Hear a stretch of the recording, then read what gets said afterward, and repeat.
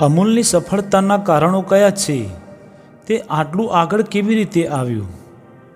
મિત્રો, અહીંયા આ ચેનલ ઉપર તમને આવી વિવિધ પ્રકારની વિડીયો જોવા મળે છે, જે તમને મોટિવેટ કરે છે, પ્રેરણા આપે છે, જેથી તમે કંઈક ને કંઈક નવું શીખી શકો છો, જાણી શકો છો અને તમારા જીવનમાં તેને અમલ કરી શકો છો. તો અહીંયા આપણે વાત કરશું કે અમૂલની સફળતાના કારણો કયા છે. તો સૌથી પહેલો છે પહેલો ઘા રાણાનો. આપણી જૂની ગુજરાતી કહેવત અમૂલ માટે સારી રીતે લાગુ પડે છે. કોઈ પણ ક્રાંતિકારી અને અલગ વિચાર હોય એને સૌથી પહેલાં સફળતાપૂર્વક અમલમાં મૂકનાર સામાન્ય રીતે માર્કેટનો રાજા બનતો હોય છે. દૂધ અને ભારત દેશના મોટા ભાગના પશુપાલકો પાસેથી મોટા પ્રમાણમાં એકઠું કરીને આખા દેશમાં પહોંચાડવાનો ડૉક્ટર વર્સિસ કુરિયનનો અલગ વિચાર અમૂલની સ્થાપના સાથે સફળ થયો અને ડેરી નામનો નવો ખ્યાલ ભારતમાં પ્રસર્યો. એ પછી ઘણી બધી નાની મોટી ડેરીઓ ખુલી, પણ પહેલા પ્રયત્નને કારણે અમૂલની તોલે કોઈ ન આવ્યું. નંબર 2, પ્રચાર અને શહેરીકરણ. અમૂલવાળાઓએ શરૂઆતથી જ એવો પ્રચાર કર્યો કે અમે એકદમ સ્વચ્છ દૂધ સરળતાથી બધા સુધી પહોંચાડી આપશું. બીજી બાજુ શહેરીકરણ વધવા માંડ્યું. પરિણામે જે ગામડાનો સામાન્ય માણસ પોતાની ગાયો ભેંસો રાખતો હતો એ પણ શહેરમાં આવીને અમૂલનું જ દૂધ પીવા માંડ્યો. શહેરમાં જેમ જેમ લોકો વધારે ભરાતા ગયા તેમ તેમ દૂધની માંગ શહેરમાં ખૂબ વધવા લાગી, જેને અમૂલ જેવી મોટી ડેરી જ પહોંચી વળે તેમ હતી. નંબર 3, બીજા ફૂડ માર્કેટમાં અમૂલની એન્ટ્રી. દૂધ અને દૂધની બનાવટો વેચીને અમૂલ હવે એક સદ્ધર મંડળી બની ગઈ હતી. હવે અમૂલે રિસ્ક લેવાનું ચાલુ કર્યું. ફક્ત દૂધ અને દૂધની બનાવટો સુધી સીમિત ન રહીને બીજા ખાણીપીણીના માર્કેટમાં પ્રોડક્શન ચાલુ કર્યું. સૌથી પહેલાં તો ચોકલેટો અને દૂધનો પાવડર બનાવીને વેચવાનું શરૂ કર્યું અને કેડબરી જેવી કંપનીને સીધી ટક્કર આપવા માંડી.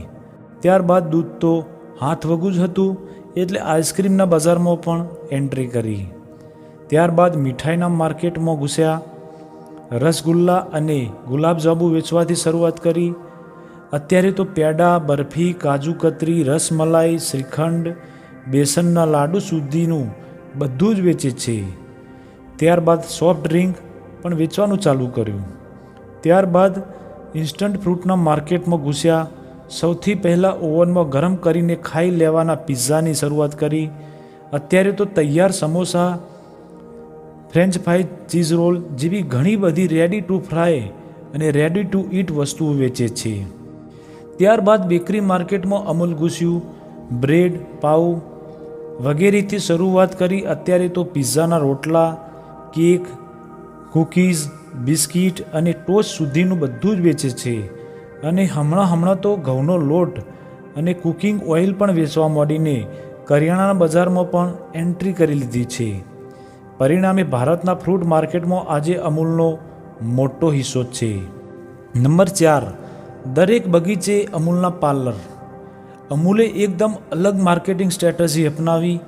દરેક નાના મોટા સરકારી ઉદ્યાન, બગીચા, એમ્યુઝમેન્ટ પાર્ક્સ જેવી જગ્યાઓ પર અમૂલની પોતાની નાની મોટી દુકાનો ખોલવા માંડી, જેમાં ફક્ત અમૂલની જ પ્રોડક્ટ મળે. આના ઘણા બધા ફાયદાઓ થયા. પહેલો ફાયદો ગ્રાહકોને થયો એ અમૂલની બધી જ વસ્તુ એક જ જગ્યાએ મળી રહેવા માંડી. દુકાનોની મોટી માલિકી અમૂલની જ રહેતી હોવાથી ઘી ઢળી તો ખીચડીમાંની જેમ બધો નફો અમૂલનો જ હતો. કોઈ વિક્રેતા પાસે એમને જવાનું ન હતું કે વચ્ચે કોઈ સપ્લાય ચેનના એજન્ટ સાથે નફો વેચવાનો ન હતો. માલ અમૂલની ફેક્ટરીમાંથી ડેપો પર થઈને સીધો અમૂલના પાર્લરો અને ગણ્યા ગોઠ્યા રજિસ્ટર્ડ વિક્રેતાઓ પાસે જ પહોંચતો હતો. બીજું એ કે અમૂલે પોતાના આ પાર્લરોને બહુ જ આકર્ષક બનાવ્યા. એટલે બગીચા કે એમ્યુઝમેન્ટ પાર્કમાં જો કોઈ વ્યક્તિ પોતાના ફેમિલી સાથે આવ્યો હોય તો દૂધ, છાશ કે આઈસ્ક્રીમ સિવાય બીજું કેટલુંય ના છૂટકે ખરીદીને જ જતો. નંબર 5, ફક્ત કહેવાતી સહકારી મંડળી. અમૂલ આમ તો સહકારી મંડળીની કેટેગરીમાં આવે છે, પણ ફક્ત કાગળ ઉપર જ. અંદર ખાને અમૂલ હવે એક નફો કમાવા બેઠેલી પ્રોફેશનલ કંપનીની જેમ જ કામ કરે છે. દર વર્ષે દૂધ અને દૂધની બનાવટોના ભાવ અમૂલવાળા વધારે એટલે બીજી નાની મોટી ડેરીઓથી મોડીને લોકલ દૂધવાળા પણ ભાવ વધારવા માંડે છે. આજે ભારતના આખા ડેરી માર્કેટને અમૂલ જ કંટ્રોલ કરે છે એમ કહીએ તો પણ ચાલે.